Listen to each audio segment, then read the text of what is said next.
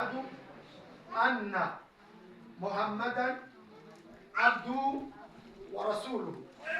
ndahamya mvugisha ururimi rwanjye ndiga ku mutima wanjye ko nta yindi Mana ibaho ikwiye gusengwa mu kuri uretse Imana y'urukundo.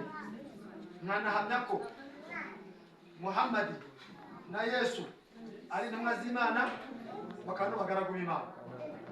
Gutya mu Basilamu Yesu ati abwira abigishwa bati ngo mugende mubigishe abazabemera muzasige mu batije. Ni Yesu avuze muzasige mu muhanda bakabemera musige mu batije, mu kazi kabo musige mu batije, mu mago yabo bakemera musige mu batije. Abazabemera muzasige nawe yavuze ngo muzategura ikirori muzabazane bigira umubatizo. Muzasige atakubwiye ko ari mu maso. Neza yasabatijwe mu mubatizo. Yesu yabatije. Yabatijwe mu mubatizo. Yesu yabatije.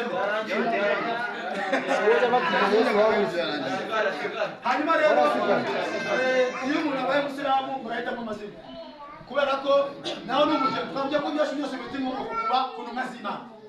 Aburahamu biri tujya ko yitwaga Aburahamu. Biri tujya ko Aburahamu yitwaga Aburahamu. Amaze gusobanukirwa Imana no kumenya Imana no kubintoranywa, Imana itumubwira ati uzitwa Aburahamu. Kuva uyu munsi yitwa Aburahamu, Imana imwita izina. Niba wibona ayemeye nemera Aburahamu afata izina rishya. Isaka bafashiriye.